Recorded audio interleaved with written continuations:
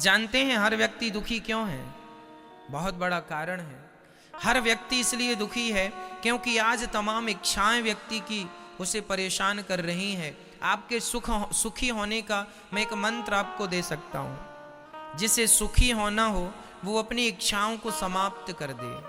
चाह गई चिंता मिटी मनवा वे परवाह, जिसको कछु ना चाहिए सो ही साहंसाह। जब कुछ नहीं चाहिए तो आपको सब कुछ मिल जाता है, और कुछ चाहिए तो आपको कुछ नहीं मिलता। इसलिए चाह ही मिटा दो। चाह जी से लगी जी जरा हो गया, चाह हरि से लगी जी हरा हो गया। चाह इनकी हमें हरदम चाहिए, और अगर ये चाहे हमें तो फिर क्या चाहिए। ये चाह वहां तक चली जाए कि ये हमें चाहने लग जाए। हम क्या चाहते हैं? हम संसार के तुच्छ प्राणी हैं। हम पत्नी पति परिवार बेटा बेटी मकान पद प्रतिष्ठा, हम घर दुकान मकान के पीछे पड़ रहे हैं। अरे भगवान को चाहो। ये संसार का चाहना कोई चाहना है? किसान गेहूं बोता है तो गेहूं तो काटता ही है, पर गेहूं के संग एक चीज उसे फ्री में मिलती है। क्या क्या? भूसा, भूस।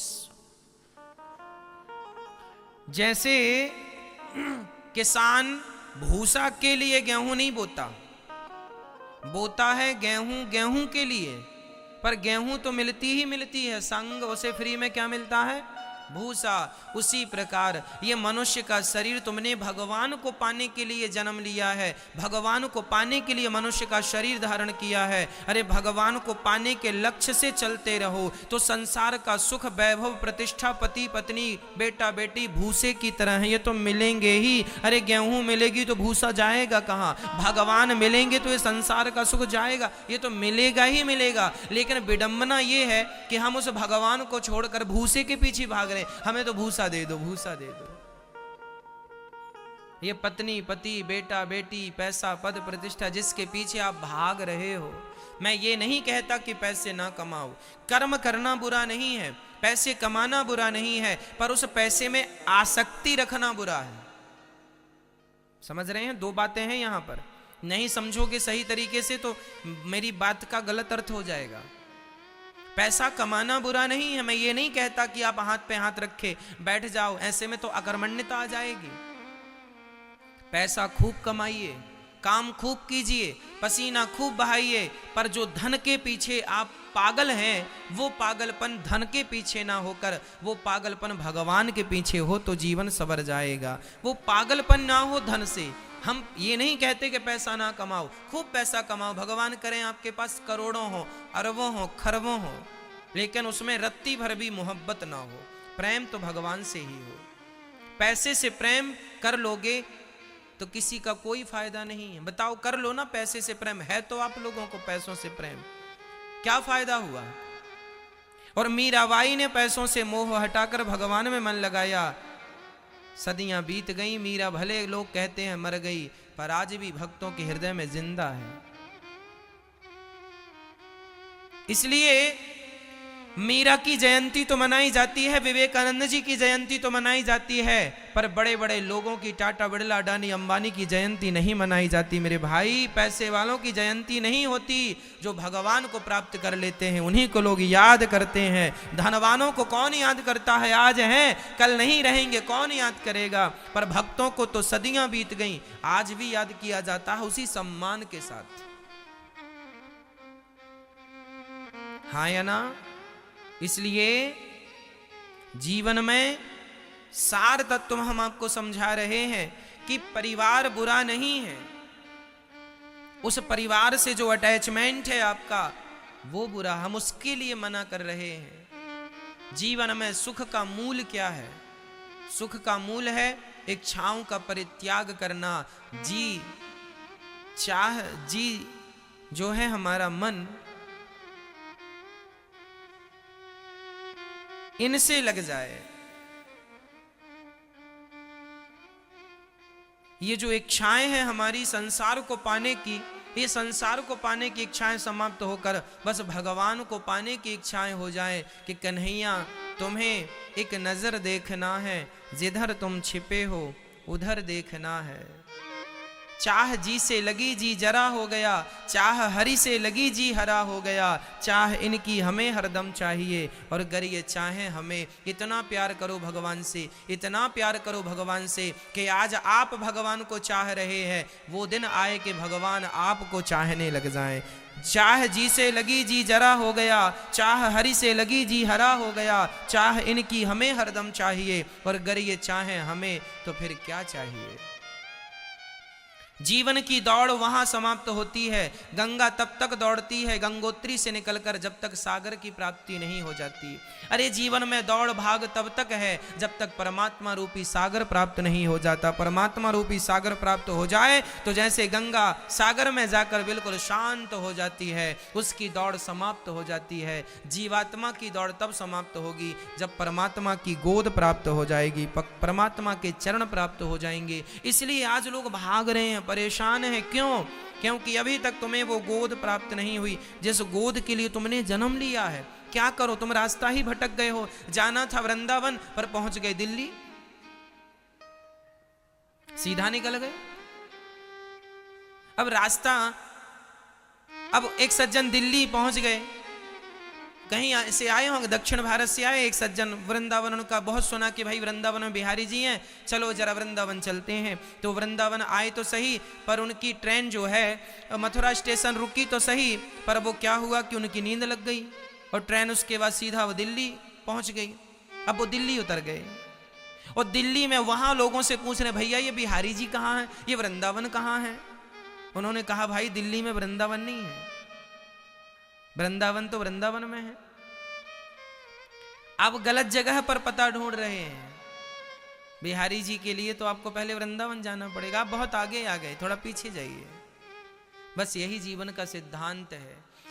हम लोग जिस परमात्मा को पाने के लिए आए थे वो तो पीछे रह गया, हम लोग बहुत आगे निकल आए। पति पत्नी परिवार की खोज करते आगे निकल आए और अब पति पत्नी परिवार में उलझ कर पूछ रहे भैया भगवान कहाँ है। अरे भगवान को पाना है तो जरा पीछे जाओ। पीछे जाने का अर्थ है इनसे मन हटाओ और भगवान के चरणों में मन लगाओ और फिर वहां प्रेम करो। अभी तुम प्रेम कर रहे हो पत्नी से, पति से, बेटी से, बेटा से, धन से, दौलत से। वही प्यार जो पत्नी और पति और परिवार से है वही प्यार भगवान से होगा तो काम बनेगा। प्यार अलग से नहीं होता, प्रेम अलग से नहीं लाना कहीं से। जितना हमारा संसार से है उतना भगवान से हो जाए। मीराबाई भगवान से प्यार करती थी, नरसिंह मेहता भगवान से प्यार करते थे। तो भगवान से प्यार हो जाए तो ना काम होगा।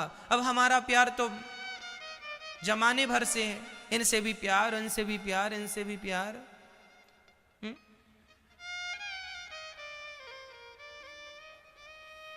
हमारी मैयाएं, अरे भैया ये सुपड़ा हमारा है, ये गैया हमारी है, ये पलंग हमारा है, ये गिलास हमारी है, ये चम्मच हमारी चम्मच तुम्हारे पास कहां से आ गई? हाँ, चोरी करते हो चम्मच की। ये चम्मच हमारी है, ये गिलास हमारी है, ये कटोरी हमारी है। सारी जिंदगी आपकी तो यही करते निकल गई ना। ये चम्मच हमारी है, ये गिलास हमारी है, ये लोटा हमारा है, ये बर्तन हमारे हैं। कब कहा आपने कि भगवान हमारे हैं? गोविंद मेरो है, गोपाल मेरो है। भगवान मेरे हैं, मेरे तो गिरधर गोपाल। वो तो कहा नहीं ये चम्मच मेरा है, ये गिलास मेरी है, ये कटोरी मेरी है, ये गैया मेरी है, ये बछड़ा मेरा है, ये बेटी मेरी है, ये बेटा मेरा है, ये पत्नी मेरी है, ये दुकान मेरी है, ये बोतल मेरी है, ये बर्तन मेरा है, ये फला क्या क्या कहते हो, ये घर मेरा है, ये छत मेरी है, ये बेडरूम मेरा है, ये किचन मेरी है, ये सब मेरा, सब मेरा। तुम्हारा जो है उसे आज तक नहीं कहा कि ये मेरा है। गोविंद मेरो है, गोपाल मेरो है, मेरे तो गिरधर गोपाल, दूसरो ना कोई। ये यथार्थ में ये तुम्हारा है, पर इसे कोई नहीं कहता कि मेरा है। बस जो तुम्हारा है ही नहीं उसके पीछे भाग रहे हो, यही तुम्हारे दुख का कारण है। जो तुम्हारा है उसे तुम अपना तो मानते नहीं हो, और जो तुम्हारा है नहीं उसके पीछे भाग रहे हो, यही तुम्हारे दुख का मूल कारण है। अब अज्ञानियों की तरह तुम व्यवहार करो तो इसमें ईश्वर का क्या दोष है? अब परेशान हैं लोग। भारत में 135 करोड़ लोग रहते हैं लगभग सभी लोग परेशान हैं, कुछ लोगों को छोड़ के। क्यों परेशान है? इसलिए कि जो तुम्हारा है नहीं उसके पीछे भाग रहे हो। कह दो अपने दिल में हाथ रख के किसी वस्तु को, कह दो कि ये वस्तु मेरी है। अरे वस्तु की छोड़ दो, ये शरीर जिस पर तुम बैठे हो ये भी तुम्हारा नहीं है। ये शरीर हमारा नहीं है, ये बाल हमारे नहीं है, कब झड़ जाए पता नहीं। ये रोम हमारा नहीं है, कब झड़ जाए पता नहीं। ये हाथ हमारे नहीं है, कब काम करना बंद कर दें पता नहीं। आंख हमारी कब फ्यूज हो जाए पता नहीं। कान हमारे कब पंचर हो जाए पता नहीं। और तुम कह रहे हो गिलास हमारी है, चम्मच हमारा है, कटोरी हमारी है, झुमका हमारा है, साड़ी हमारी है। एक सज्जन लड़ पड़े, है ना। एक मैया एक जगह घूमने गई, घूमने मीन्स चलो वृंदावन आई। तो वहां एक महिला ने अपनी साड़ी सुखाने के लिए टांग दी। तभी वहां पर दूसरी महिला ने भी अपनी साड़ी डाल दी। संयोग से दोनों की साड़ी एक सी थी। तो उसने, पहली वाली ने अपनी साड़ी उठाई तो उसके संग वो भी फंस गई। तो वो दोनों साड़ी उठा के ले गई। अब उसने आकर कहा क्यों जी हमारी साड़ी यहां थी। तभी उसको रखी दिख गई कि इसके यहां पे रखी है साड़ी। क्यों जी तू चोर है, मेरी साड़ी ली रखी है। लो भैया, साड़ी के चक्कर में दोनों का महाभारत चालू हो गया। ये साड़ी मेरी है, ये साड़ी मेरी है, साड़ी मेरी है। घंटे बर्बाद कर दिए लड़ाई झगड़े में। साड़ी मेरी है, साड़ी मेरी है, ये तो गाना गाया, पर सारी जिंदगी में कभी ये नहीं कहा कि भगवान मेरे हैं, भगवान मेरे हैं, भगवान। नहीं ना, साड़ी मेरी है, साड़ी मेरी है।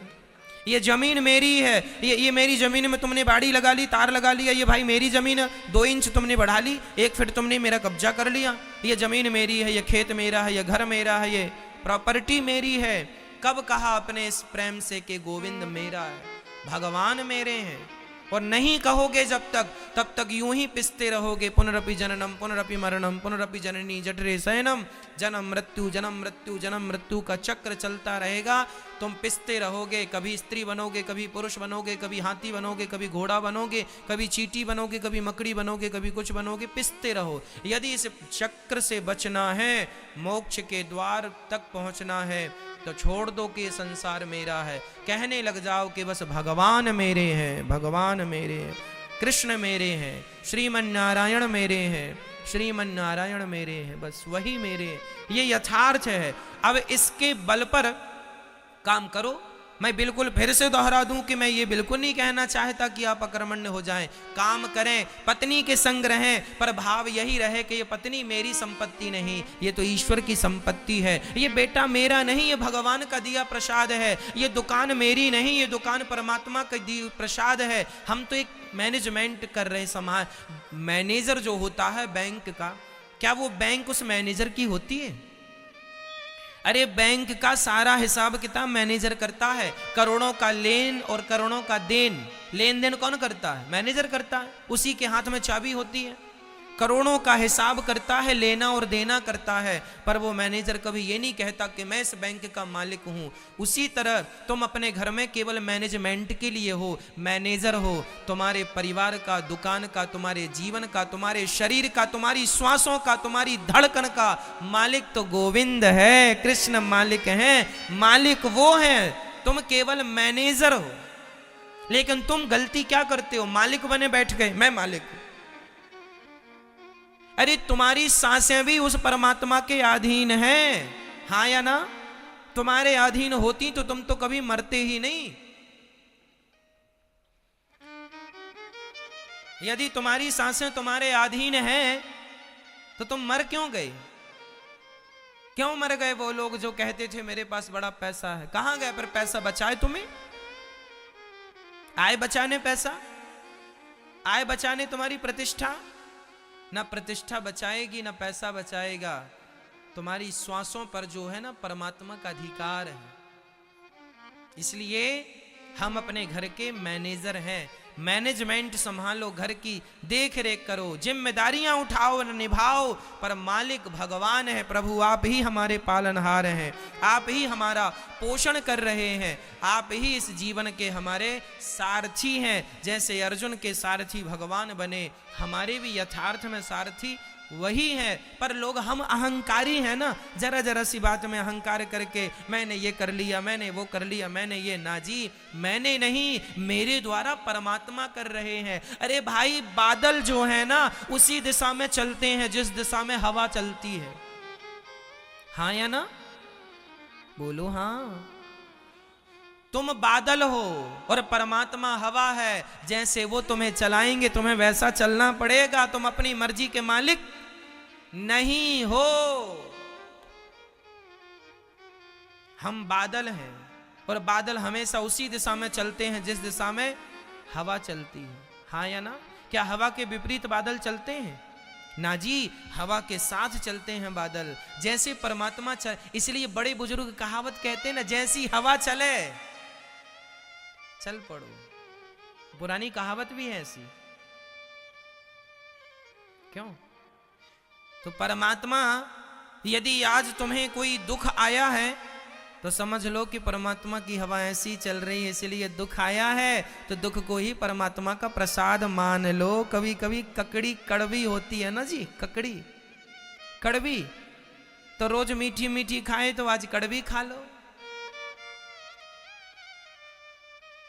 ईश्वर की आज हवा ऐसी चल रही है कि आपके जीवन में दुख आया है, संकट आया है, तो उसकी प्रसन्नता में प्रसन्न रहो। जैसे रखे राम जी रहना चाहिए।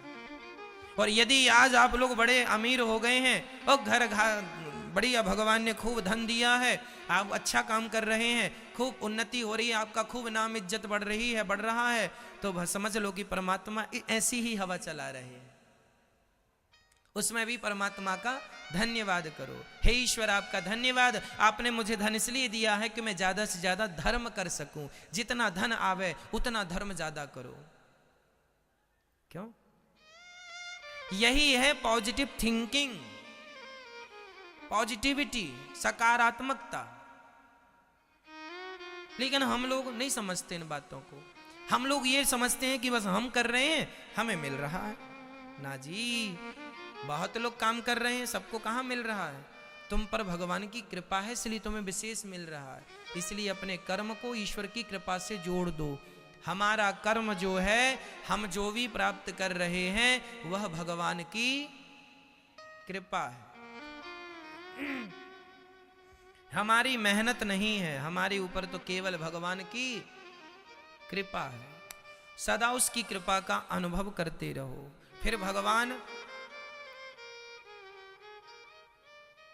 हमारे गुरुजी कहते हैं कि तुम्हें पुण्य का फल चाहिए तो फिर पाप का भी फल मिलेगा, और पुण्य का फल नहीं चाहिए तो फिर पाप का भी फल नहीं मिलेगा।